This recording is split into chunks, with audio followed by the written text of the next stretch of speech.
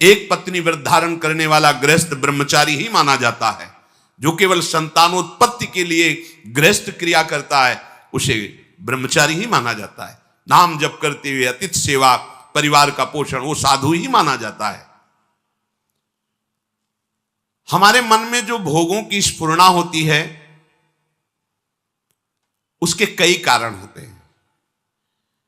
एक तो होता है संचित पाप राशि जो पूर्व में जमा है, प्रायः इसी से भोग स्फुरणाएं होती है। दूसरा संग से होती है। आपकी पाप राशि से स्फुरणा ना हुई तो कोई भोगी पुरुष ऐसा मिला, परमाणु होते हैं। पूज्य श्रीधर बाबा की कुटिया में जब जाते थे, आप सच्ची मानिए, घुसते ही ऐसा लगता जैसे मशीन फिट कर दी गई हो। मंत्र एकदम रफ्तार से चल पड़ता।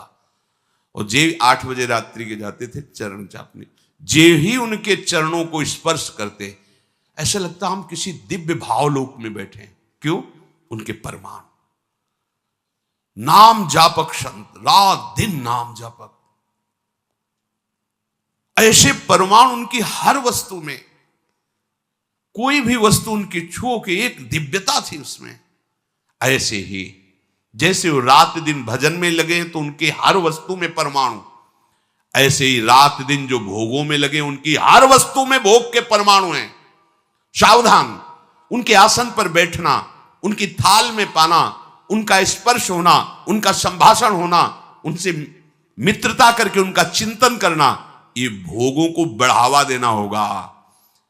इसी को विपरीत देखो संतों के प्रति, उनके समीप बैठना, उनका जूठन पाना, उनको देखना, उनसे संभाषण करना भजन का बढ़ावा होगा। देख लेना। पूर्व संचित पापों से जो स्फुरणा होती है उससे बहुत सहजता में बचा जा सकता है, लेकिन प्रगट कुसंग से जो स्फुरणा होती है इससे बचना बड़ा कठिन होता है। पूर्व पापों से स्फुरणा सबके हृदय में होती है जब तक भगवत साक्षात्कार नहीं हो जाता। वो बार बार आकर्षित करता रहता है संसार का राग। और अगर कहीं कुसंग मिल जाए फिर क्या कहना है, फिर तो जो स्फुरणा थी संकल्प बनेगा, संकल्प क्रिया बन जाएगी, क्रिया होते ही अध्यात्म अंतर्ध्यान हो जाएगा, अध्यात्म मार्ग ही नहीं रहेगा। इसलिए कर्म राशि की तो तुम चिंता मत करो, उसे तो भस्म करने के लिए शरणागति समर्थ है। लेकिन कुसंग से बचने के लिए तुम्हारे ऊपर पूरा भार है। कुसंग से तुम बचो। बरुभल बास नरक करताता, दुष्ट संग जनि दे विधाता। गंगा किनारे भ्रमण जब कर रहे थे तो तरी घाट है, उसके आगे हम जा रहे थे। नया शरीर और वैराग्य, ना कमंडल, ना बिस्तर, ना कोई, भीषण सर्दी का समय।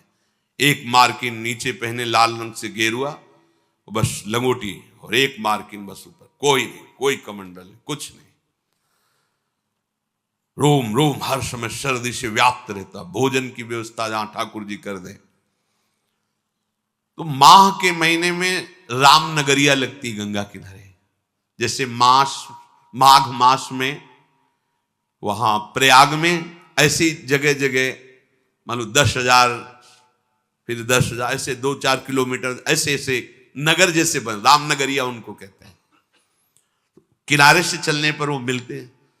तो एक महात्मा जिनकी पोशाक बहुत अच्छी लग रहा था, सुविधाजनक जीवन है, उन्होंने देखा, बड़े बुजुर्ग अवस्था के थे। उनका, हे महात्मा, देखने से ही लग रहा है कि तुम गंगा की परिक्रमा दे रहे हो। उनका, परिक्रमा तो नहीं, पर गंगा किनारा ही हमारा जीवन है।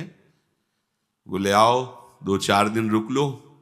पूरा रामनगरिया सब अलग अलग तंबू लगे, जैसे प्रयागराज में ऐसे बड़ी व्यवस्था, बड़े ऊंचे ऊंचे ऐसे गद्दे और तंबू, क्योंकि बहुत सर्दी गंगा किनारे तो और पड़ती है। हमें भी लगा चलो संत भगवान 2-4 दिन के लिए कह रहे, रुक जाते। जो ही रुके 12 बजे कितने प्रकार के भोजन, खीर ये वो, जहां रोटी भी नसीब नहीं हुआ तो हम कहा चलो भगवान की बड़ी कृपा 2-4 दिन जो है दोपहर में पाया। रात्रि में उन्हीं के पास शयन किया, बड़ा तंबू था ऐसे वैसे। दूसरे दिन सुबह 8 बजे के करीब जलेबी का भंडारा था, फिर राजभोग अलग। खूब ऐसे पुण्यात्मा जन करते रहते हैं। पास में और भी ऐसे शिविर लगे थे उनके निज जनों के, तो उनमें से एक प्रणाम योगी है, वो जलेबी का भंडारा संतों के लेकर, वो स्वयं लेके आए, पवाया। और कुछ भी हम कब भेंट लेते नहीं, पर जलेबी प्रिय वस्तु, मीठा खूब अच्छे से अच्छा पहले ये था कि पता नहीं आज मिला है, कई दिन ना मिले, कभी गैस की गोली नहीं खाली पड़ी, चाहे जितना पालो 2 दिन 4 दिन नहीं मिला, सब पच गया। अब जीव ही पा करके थोड़ा ही समय हुआ, पहले दिन का राजभोग, दूसरे दिन का ये बाल भोग जलेबी, वो जलेबी बाल भोग का राजभोग जैसा है, गरम गरम जलेबी, जैसे नशा चढ़ता है ऐसे दिमाग में बस। तो उनमें एक बहुत सरल और वास्तविक साधु स्वभाव के थे, वो केवल सेवा में ही रहते थे महंत जी की। उनसे हमने पूछा, वह वृद्ध थे, हम कहा कल से आज तक हमारी भावना में बड़ा परिवर्तन हो गया। तो उनका महाराज क्षमा करना, आप जिस मार्ग में चल रहे हो वो ये मार्ग नहीं है, वो ये मार्ग नहीं जो आप स्वीकार कर लिए। हम कहा अच्छा, तो सोचा 1-2 दिन, बोले नहीं महाराज आप नहीं समझ रहे हो, और बताया कि जो जलेबी खवाई वो कैसे आचरण कैसा, बस कुछ उठाना धरना तो था नहीं, 2-3-4 दिन जहां भूखे रहे अपने आप ठीक हो गया। अन्न का कुसंग, व्यक्ति का कुसंग, ये परमार्थ की राह को भटका देता।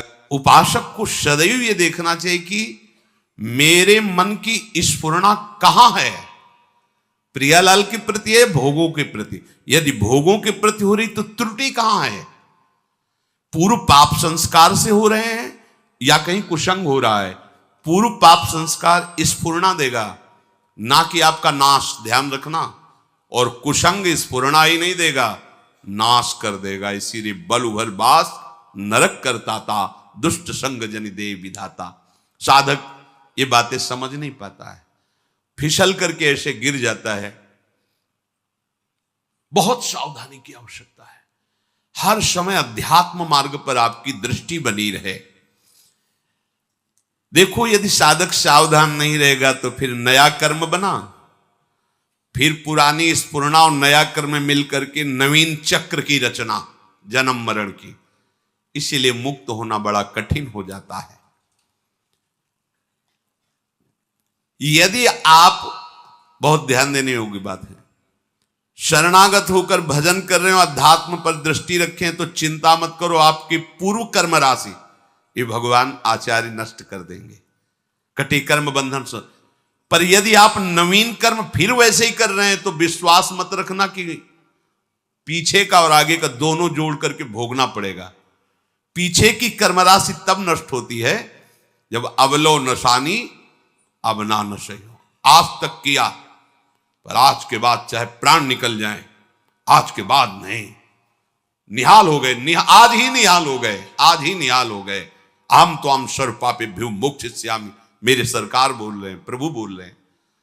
पर यदि ऐसा कि नए कर्म भी, क्रियमाण भी पापाचरण हो रहा है, फिर नहीं, सिद्धांत काम नहीं करे, फिर पीछे का लागू हो जाएगा। फिर आप कहोगे कि अध्यात्म में उन्नति नहीं हो रही, कोई लाभ नहीं मिल रहा, कोई सुख नहीं मिल रहा, क्योंकि आप गलती कर रहे हो। चलनी में गैया दुहे और दोष दैव को दे। देखो आपके पीछे के कर्म प्याज जैसे बदबू वाले हैं, जमा है गोदाम में। ऊपर से यदि केसर और कपूर लाद दिया जाए तो केसर और कपूर की गंध प्याज को नष्ट करके अपना प्रभाव दिखा देगी। नाम जब कीर्तन कथा वार्ता यह है केसर कपूर, लाद दो अपने पूर्व पाप के ऊपर, भगवान नाम का वजन सब दब जाएगी, उसकी दुष्प्रवृत्तियां नष्ट हो जाएंगी। अगर कहीं वायु का झोंका चले और कपूर खुला रह जाए तो उड़ जाएगा, फिर प्याजे की गंध रह जाएगी। माया का झोंका चला और आप अपने यश कीर्ति में, अपनी बड़ाई सम्मान प्रतिष्ठा में, भजन में कमी मान सम्मान प्रतिष्ठा में बह गए तो उड़ गया कपूर। अब बचा प्याज है, उसकी दुर्गंध शुरू हो जाएगी। कितना महापुरुषों ने सूक्ष्मता से अनुभव किया है। इसलिए ध्यान रहे कि इस माया की वायु का प्रवेश आपके हृदय में ना होने पाए, नहीं दुर्गंध ही रह जाएगी, केसर कपूर की गंध नहीं रह जाएगी। ये माया के प्रवाह का, तूफान का क्या भाव समझें? सबसे ज्यादा अहंकार, इसी में सारे दोष आते हैं। मैं तपस्वी हूं, मैं साधक हूं, मैं ज्ञानी हूं, मैं ध्यानी हूं, मैं बड़ा भगत हूं। इस तरह की अगर अध्यात्म मार्ग में कहीं भी कोई भी वृत्ति है तो वो आपकी दुर्वासना जो दबी हुई है उसको उठा लेगी। मैं बहुत नीच अदम हूं, अगर ये कुछ साधन बन रहा है तो श्री जी की कृपा से बन रहा है, गुरु जी की कृपा से बन रहा है दुर्गंध वाली बातें, पर ऊपर कपूर और केसर है। उसकी दुर्गंध आपके हृदय को परास्त नहीं कर पाएगी। उपासक धीरे धीरे अपने बुरे स्वभाव को, बुरे कर्मों को सद्भाव से, अच्छे स्वभाव से दबा देता है। नष्ट नहीं हुआ, नष्ट होता है भगवत साक्षात्कार पर। जब तक प्रभु से आंखें ना मिले तब तक विश्वास न करना कि काम हो गया। यही डरपि हरिवंश हित जिनो भ्रमय गुण सलिल पर, जिहि नामन मंगल लोक त्यों शिव हरिपद भज न विलंब करे। आगे चल करके प्रभु ऐसी ज्ञानाग्नि पैदा कर देंगे कि फिर वो दुर्गंध वाली चीजें ही नहीं रह जाएंगी। इसलिए जितना जीवन है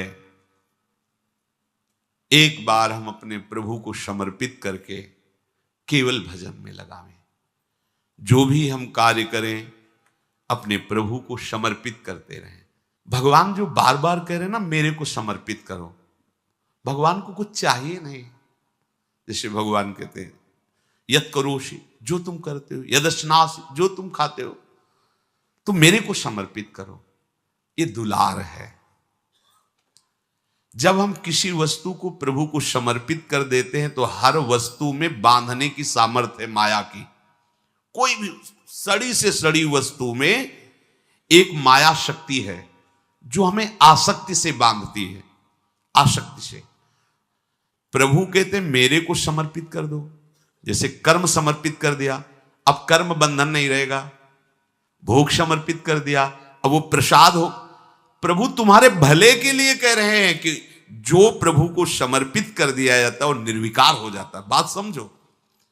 ये भगवान तो कहते हैं कि सब तुम मेरे लिए, अगर नहीं समर्पित करोगे तो दुर्गति को प्राप्त होगे। भगवान तो नाराज होके बोल रहे हैं। नाराज नहीं, उस वस्तु का प्रभाव है।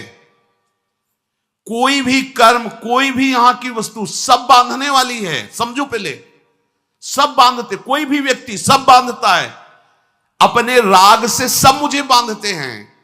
अगर प्रतिकूल हुआ तो द्वेष से बांधते हैं। यहां कोई मुक्त करने वाला नहीं है। एक एक वस्तु, एक एक व्यक्ति, एक एक परिस्थिति केवल बांधती है। और हम साधना कर रहे हैं मुक्त होने की। कैसे करें? भगवान करे चुपचाप जो कर्म करो मेरे को समर्पित करो। इसका रहस्य क्या है? वो कर्म तुम्हें बांध नहीं पाएगा। शरीर स्वस्थ रहे, खूब भोग भोगू, मनमानी हमारी चाह पूर्ण हो, यही हमारा लक्ष्य है। देख लो, शरीर में कोई कष्ट ना हो, इंद्रियों का जो भोग जब चाहूं मिल जाए और मन चाही भोग सामग्री इकट्ठा कर लूं, इतना ही लक्ष्य है प्रत्येक मनुष्य का। अगर कोई इससे ऊपर उठाए तो अध्यात्म मार्ग का पथिक है वो। भला कैसे परमानंद की प्राप्ति होगी? अज्ञान से। अज्ञान की निवृत्ति से परमानंद की प्राप्ति है। बड़ा मजाक का विषय बन गया है। पानी में मीन पियासी मोहि सुन सुनियावे हांसी। अगाध आनंद सिंधु प्रभु हृदय में विराजमान हैं। उनका मार्ग गुरुजनों ने दे दिया है। खूब सत्संग सुन रहे हैं, पर हमारी चित्त वृत्ति सत्यत्व भाव भोगों में ही किए हुए, ये बड़ा हंसी का खेल है। अब अगर आप सही मार्ग में चलोगे तो एक तमाशा हमने देखा, कुआं में लग गई आग, पानी पानी सब जला और मछली खेले भाग। संतों का है एक तमाशा मैंने दे। जब गुरु कृपा हुई, अध्यात्म का प्रकाश हुआ, तो जितना विषय रस है सब जल गया। जिसमें हमारा मन मछली बना खेल रहा था, सब विषय रस जल गया। शब्द स्पर्श रूप रस गंध। अब वो मन भगवदाकार हो गया। भला पानी जल जाने के बाद मछली फाग आनंद कैसे बना सकती? अब असली आनंद। तो एक तमाशा हमने देखा, कुआं में लग गई आग, पानी पानी सब जला और मछली खेले भाग। ये परमानंद। अब तो मन परमानंद में निमग्न हो गया, क्योंकि विषय रस भस्म हो गया ज्ञानाग्नि से। देखो, हमको बिना अपने घर पहुंचे आराम नहीं मिलेगी। हमारा घर है वृंदावन धाम, प्रिया प्रीतम हमारे घर के मालिक हैं, समस्त प्रेमी जन हमारे परिवार के जन हैं। यही शाश्वत घर है, यही शाश्वत परिवार है। जब तक भटकना है भटक लो, विश्राम स्थल यही है, श्री वृंदावन विश्राम। इस घर में आने की जो राह है, उसके आसपास ऐसी लुभावनी वस्तु रखी गई है कि आप घर की तरफ से पीठ करके उन वस्तुओं की तरफ चल दें। देखो, ये अध्यात्म मार्ग है, बहुत समझना होगा। आर्मी के एक जवान को जब पुष्ट करना होता है, तो चढ़ाई में चढ़ना है तो वजन हल्का करना चाहिए ना, और वजन बढ़ा दिया जाता है। 2 किलो 5 किलो 3 किलो, ये ऐसे ऐसे ऐसे, और राइफल और इतना खान पान सामग्री, पूरा बिस्तर, जल, सब पूरी व्यवस्था फिट। 10 दिन के लिए पूरी सामग्री उसकी पीठ पे लदी हुई, और चढ़ना का है पहाड़ पे। जबकि और हल्का कर देना चाहिए चढ़ाई का समय। नहीं, कमजोर नहीं रखना अपने जवान को। ऐसे ही श्री भगवान कहते, जिस पर मैं कृपा करता हूं सर्वस्व नाश कर देता हूं। बंधु विच्छेदम, परिवार उसके प्रति नफरत करने लगता है। जीवितम कष्टेन सा कष्टेन जीवितम, वो बड़े कष्ट से जीवित रहता है। सुन के डर जाओगे, सुन के डर जाओगे कि अरे भगवान कृष्ण की कृपा का ये फल है, ये तो हमें बिल्कुल नहीं चाहिए। और इसमें गूढ़ बात है, ये भयावह करके परमानंद की बात श्री भगवान कह रहे हैं। जैसे बनचंद महाप्रभु जब राधा वल्लभ लाल जी का मंदिर बनने का था, तो बहुत से धनी मानी तैयार हुए, तो उनका जो राधा वल्लभ लाल जी का मंदिर बनवाएगा वो मर जाएगा। अब आगे आओ, कौन बनवाएगा? कोई नहीं। सुंदर दास जी ने जब सुना तो उन्होंने विचार किया कि प्रभु के मंदिर बनवाने वाला मर जाएगा, जरूर इसमें कोई रहस्य है, जरूर कोई इसमें आंतरिक रहस्य है। वो आगे आए और बनचंद महाप्रभु के चरण पकड़े और कहा, प्रभु ये सेवा मुझे दीजिए। बोले, पता है तुम्हें, जो मंदिर बनवाएगा वो मर जाएगा। बोले, प्रभु तैयार हो, वैसे ही मरना है, प्रभु के लिए मरना क्या, तैयार हो, ठीक, करो सेवा। पर प्रभु एक इच्छा है, एक बार मंदिर बन जाए और 1 साल राधा वल्लभ जी के पूरे उत्सव देख लूं, फिर मर जाऊं तो। मुस्कुरा दिए, बोले ठीक है, ऐसा ठीक है।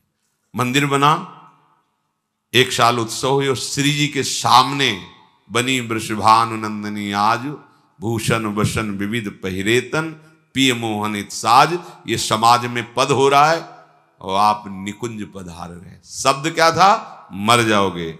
आंतरिक फल क्या था? जो मंदिर बनवाएगा सीधे निकुंज जाएगा, तो लाखों के नंबर लग जाते। बात वही है, लाखों तैयार हो जाते, केवल मंदिर बनवाने से निकुंज की प्राप्ति प्रभु मेरा धन मेरा धन, लेकिन मर जाओगे पीछे हट गए। समझ रहे हो ना, महान वस्तु को भयावह में छुपाया गया है। भगवान कह रहे जो मेरा अनन्य भक्त होता है और मैं जिस पर कृपा करता हूं उसका सर्वनाश कर देता हूं। सुन के ही भय लगता है। दूसरी बंधु विच्छेदम, परिवार का कोई प्यार नहीं कर सकता उसे, ये मैं रचना रचूंगा। सा कष्टेन जीवितम, कष्ट पूर्वक जीवन जिएगा, मरेगा भी नहीं, कष्ट पूर्वक जिएगा।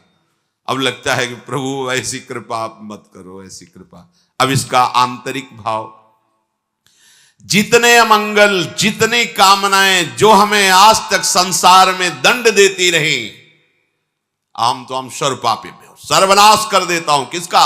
अहम त्वाम सर्वपापेभ्यो मोक्षयिष्यामि मा शुचा, सर्वनाश कर देता हूं उनका जो मेरे शरणागत को स्वप्न में भी दुख देने की बात सोचे, चाहे वो कर्म हो या कोई भी हो। अगर ऐसे तो हृदय उत्साहित होता है ना, जब कह रहे हैं उसका सर्वनाश कर देता हूं तो घबरा जाते ना कि ऐसा। बंधु विच्छेदम, क्या? भाई माता पिता परिवार उसका मैं बन जाता हूं, मैं उसका भाई बन जाता हूं, मैं उसका दोस्त बन जाता हूं, मैं उसकी मां बन जाता, सारे संबंधों का पोषण मैं करता हूं स्वयं। सा कष्टेन जीवितम, वो मेरे प्रेम में व्याकुल होकर अपनी श्वासें पूर्ण करता है। ऐसा नहीं कि असाध्य रोग हो गया तो कष्ट से जीवित, नहीं। ये हम अंतर की बात जो प्रभु ने समझाया वो तुम्हें बता रहे हैं। नहीं, वो तो बिल्कुल ऐसे बोल दिए जिससे सब भयभीत हो जाए। बहुत कीमती वस्तु को भयावह जगह रखी जाती है। देवलोक में अमृत रखा हुआ है, वहां 2 सर्प ऐसे हैं, अपलक दृष्टि से रहते हैं।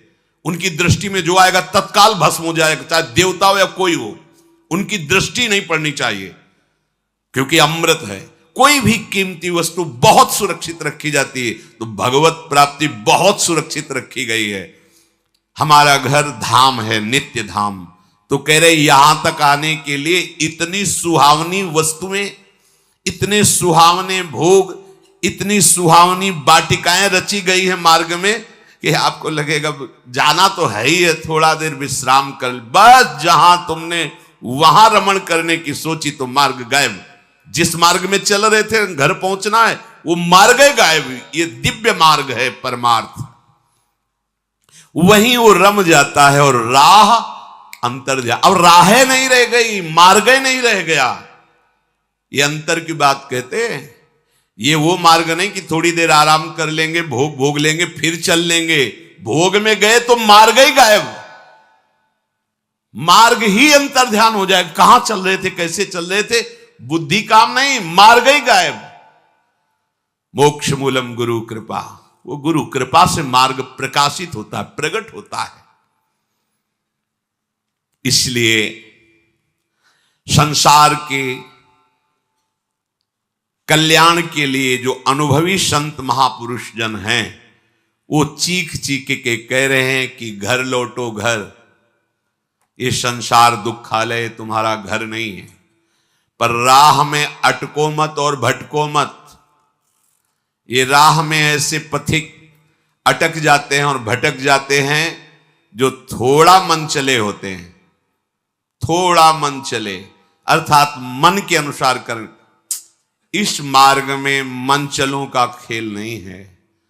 इस मार्ग में मन को निग्रह करना है, मन को हटा करके अपने प्रभु तक पहुंचना है। कब तक इस मन को दुलार करते रहेंगे? थक गए। कभी विचार करके दे, कितना गंदा है मन यार, कहां फंसाता है, कहां लगाए हुए हैं। सोचो कहां लगाए हुए, कितनी भुलावे की खेल। ऐसे अभक्ष पदार्थ खवाता है, ऐसे अपेय पदार्थ पिलाता है, ऐसे अकृत्य कृत्य कराता है जिसे घृणा हो जाए।